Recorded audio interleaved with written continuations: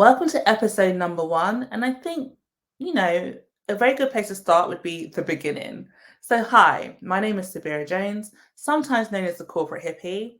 I run a boutique management consultancy delivering burnout interventions to global brands like Channel 4, Deloitte, the Walt Disney Company, the Financial Times, and many more. And I also work with individuals one-to-one to help them fireproof their own careers and create burnout-free lifestyles so they can really take back control of their health, their life, and their careers. I am also the Young Business Person of the Year 2023. However, things were not always like this. So let's go back a little bit. In 2015, I was studying economics at Swansea University when I got a call from my younger sister to say that my mum had just had a heart attack and the paramedics were trying to resuscitate her. Sounds cliche, but my mum was my best friend. And I was in my final year of university and my world had just fallen out underneath me. So I travelled back to the UK, travelled back to London to be with my family and see what the situation was. At that point, my mum had been put into a medically induced coma, and I felt helpless and completely powerless, and I had a choice to make. Do I stay in London with my family and remain in a helpless situation? I mean, after all, the medics couldn't take my mum out of the coma. What could I do? Or do I go back to university and finish my degree? Like many stress addicts, like many high performers, when your life is falling apart, you throw yourself into work. And that's exactly what I did. I went back to university and I completed my economics degree with my mum in a coma, which included writing a 10,000 word socio-econometric dissertation in 48 hours, handed in 1 minute before the deadline with my mum in a coma, and got a first. That kind of gives you an idea of the type of person that I was. When life came at me, I just got harder. I went harder, I did bigger, better, bolder. So by the time I graduated university, I knew I was not ready for the real world. It wasn't going to happen. So I threw myself into waitressing. I waitress double shifts, I waitress triple shifts, anything to enable me to just distract myself from the fact that I now had a parent who was neurologically disabled, paraplegic, and blind. My mum, the matriarch, the queen she once was, had no longer been that person in my life. And so I was actively grieving someone who was alive. So my own mental health was an absolute mess. Absolute mess. Whilst waitressing, I was also working at the Fair Trade Foundation in research and policy as a volunteer because I thought I might still want to be an economist. I was wrong. I was absolutely wrong. However, working so hard both at the restaurant and the Fair Trade Foundation meant that my well-being was not top of my priority. And on my 23rd birthday, I woke up in immense amount of pain. I thought I was going to be spending my 23rd birthday having tequila shots with the girls. Instead, by 6 a.m., I was admitted into hospital fighting off sepsis. Now, for something that could have easily been cured by cranberry juice, because I didn't prioritize my well-being, and in fact, I just was unable to recognize the warning signs my body was giving me due to the fact that my entire world was in trauma with external warning signs. Instead of something that could have been treated with cranberry juice, it brought me to the door of sepsis, and I spent a week fighting for my life in hospital. 7 days to be exact. Now, when I was discharged from hospital, the doctor was very clear with me that I wasn't to do anything strenuous for 7 days, otherwise I'd be right back in hospital fighting off sepsis. What he didn't know was that I had a holiday booked with my family to Greece as respite for looking after my mum. So my dad and my siblings, we flew out to Gatwick, and even though I'd only been discharged about 5 days prior to that, I was in a wheelchair, but we still made that holiday. The 7th day of my holiday coincided with the 7th day of being discharged, and the entire time I was on holiday, I had my eyes set on this inflatable water obstacle course in the open water. And this was in Turkey, so this beach was man-made. So think sandy shores that suddenly drops off a cylinder block into the open ocean. However, I knew I really wanted to compete on that inflatable obstacle course. I'm a big kid, really. So true to the doctor's advice, I waited till the final day of my holiday, swam out into the ocean, climbed onto this huge obstacle course, and I competed against a grown man, and I won. That was the year after I graduated, 2016. By 2017, my uncles, as Jamaican as they were, said to me that they were fed up of me waitressing. It was no longer cutting it. And when was I going to finally put that good degree to some use? I did not want to enter adulthood. I was not ready. My mental health was in the toilet. In fact, I didn't even know mental health was a thing at the time, but I found out later on that at the time I was depressed. I was having harmful ideations, let's call it, and anxiety was rife. But I gave into the family pressure because I didn't know what else I was going to do with my life at that point. And I think a lot of us end up in our careers due to family and societal pressures because we don't always have a clear idea what we want to do for ourselves, which does put us at risk at burnout. But I'll come back to that. So, with all this family pressure, I sent my CV out into the ether, to the Reads, to the Indeed, to the CV libraries, and thought, hey, let's see what happens. I then received a call from a top 2 investment consultancy asking if I wanted to interview. I did not, but I said yes to them. On one condition, I am going to Mexico City for 16 days. Can I interview when I get back? And they said, sure. I was a little bit disappointed because the truth was I was going to Mexico City not just to go out there with my best friends, but I was trying to escape adulthood just a little bit longer before I had to enter the real world. I went to Mexico City, 16 days, the most incredible city I've ever been to. So passionate, so vibrant. I 100% recommend it. But here I come back to the UK, jet lagged. The interview was the next day.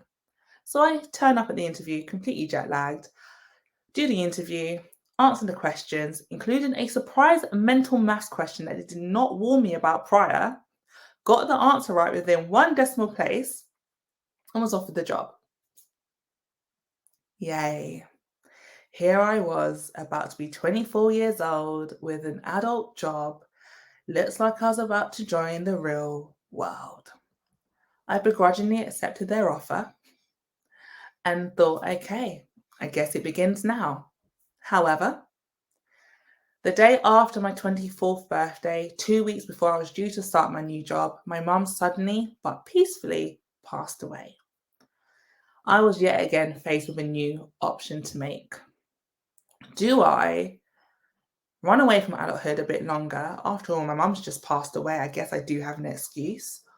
Or do I just start the new industry regardless? What do you do when you are a high performing stress addict and your life is falling apart? You throw yourself into work. And that's exactly what I did.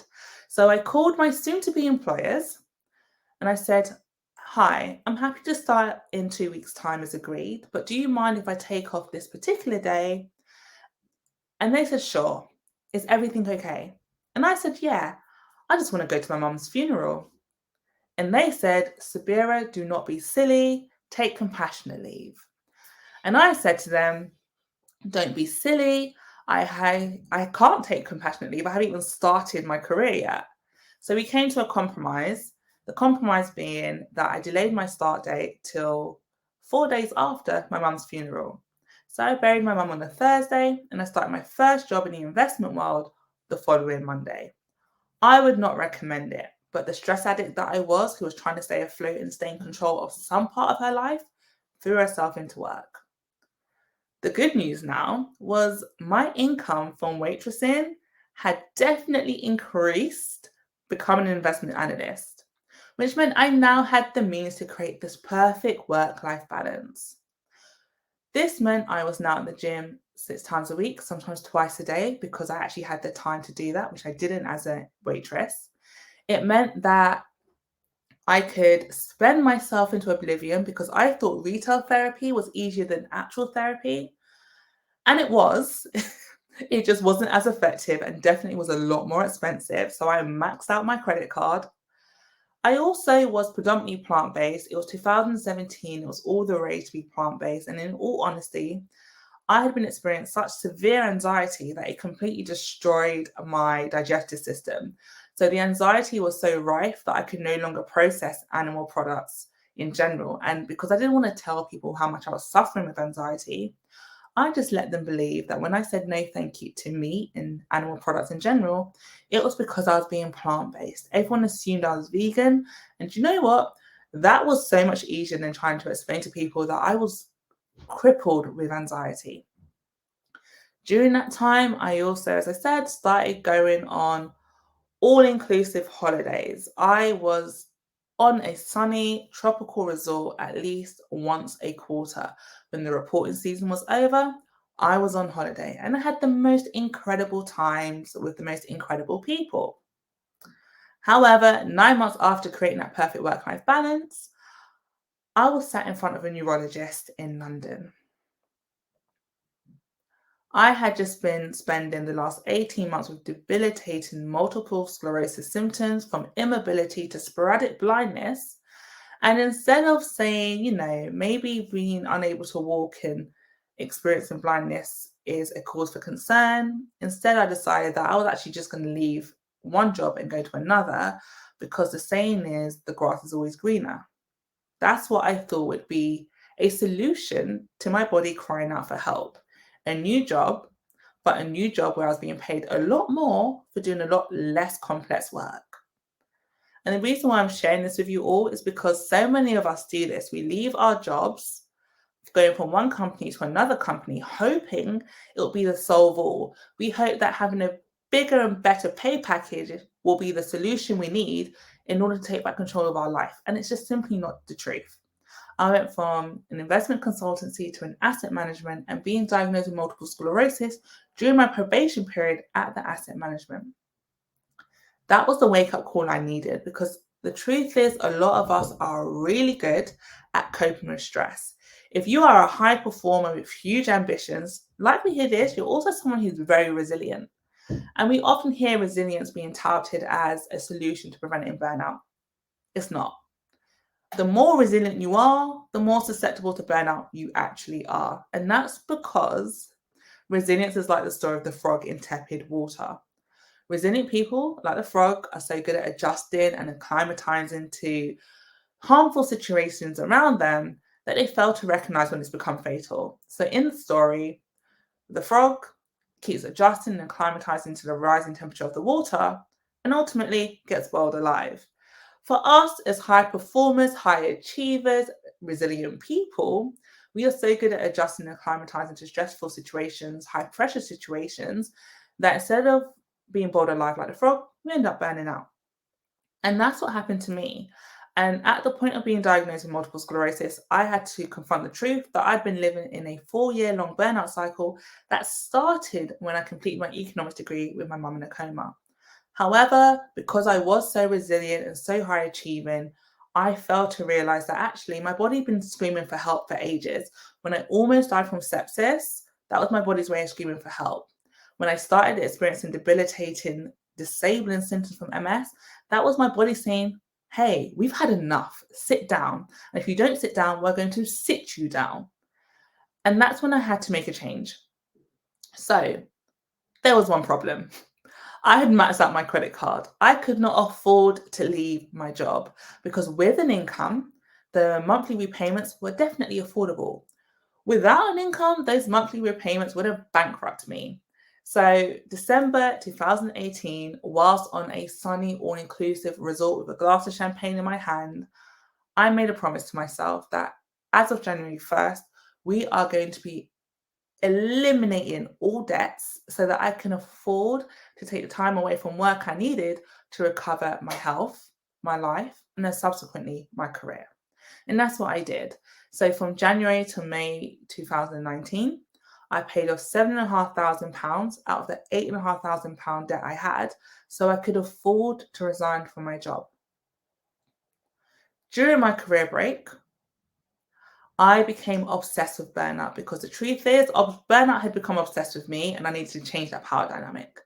And so my obsession with burnout led me to psychoneuroimmunology. It is a scientific school of research that gives credence to the mind-body-soul connection and how stress impacts our immune system and causes things like chronic health conditions, i.e. multiple sclerosis. I became obsessed with this piece of research and thought, actually, I can take back control of my career, I can take back control of my life and health if I can effectively learn how to manage stress. Now, I said before that a lot of us are good at coping with stress, but not a lot of us are good at managing stress, and there's a difference. Coping with stress is like knowing how to swim. It's an essential life-saving skill to have, but you can only swim for so long before you find yourself in troubled waters. You can only swim for so long before you get tired and start having to tread water and prevent yourself from drowning. But also, when you're really good at swimming, it takes other people longer to realize when you're in need of their help. So, coping with stress, i.e., being very resilient, is a short-term strategy. If you want to prevent burnout and achieve sustainable success, you need a long-term solution, which is managing stress. Managing stress is like knowing how to surf. When you know how to surf, number one, you already know how to swim. But what's even better is when you know how to surf, you understand the water. You understand the waves, that you can't control them, you can't control the size of them, you can't control the current, but you understand how to navigate them. And by understanding how to navigate them, you get to just go with the flow with life and make things work for you. You also have the skills to be able to have a surfboard, for example. So when you do need time to relax and take a break, you can just kick back on your board and chill, irrespective of what's happening around you. But more importantly, when you know how to surf, you also understand when it's just not safe to be in the waters. I.e., if you are a high performer, a high achiever, a stress addict, you know when the stress is just simply not worth the energy. And if you want to prevent burnout in your life, we really need to understand which stress to take on, which stress not to take on, because stress is just like fire. It has the potential to be productive and constructive when it's well managed, well utilized, but stress, just like fire, if it's mismanaged, misutilized, or worse, we don't know it's occurring, has the potential to be catastrophic and disastrous, which means we really need to learn how to utilize stress well to understand when it's necessary, i.e., working in a high pressure environment, or when it's unnecessary, such as living a high stress lifestyle, which is never necessary. So if stress is like fire, then burnout is like a house fire. And if your house was on fire and you call the fire brigade and they said to you, "I'm really sorry, we can't make it right now, but could you please just breathe in and breathe out?" A couple of things are going to happen. Number one, you are going to be incredibly annoyed, dare I say livid, because your house is still on fire. And number two, they haven't provided you with a sustainable solution, a pragmatic solution, which means your house is still on fire. So realizing this, I decided that I was going to take back control of my life by putting out the fires. I was going to fireproof my life and fireproof my career from the fires of stress so that I wouldn't end up with a house fire. And that's just what I did. I completely reinvented my life from being a high stress lifestyle of a stress addict to creating a burnout free lifestyle of a former stress addict.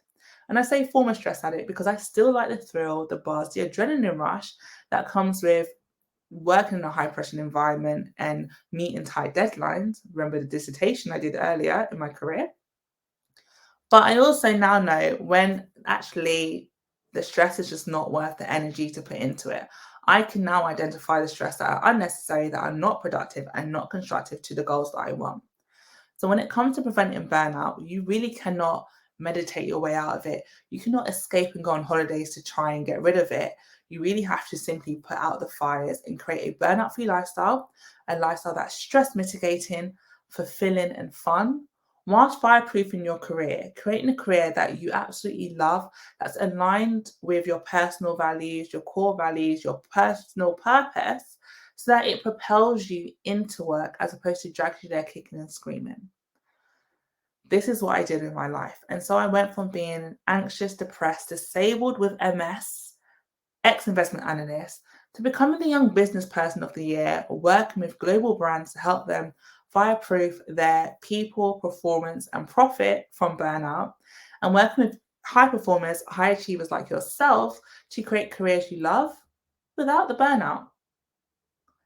It has been great speaking to you all today. I look forward to sharing some of the career journeys of the people I have met in my network and their fascinating stories and their non-negotiables that they implement to ensure that they do not burn out whilst they achieve incredible things within their own careers.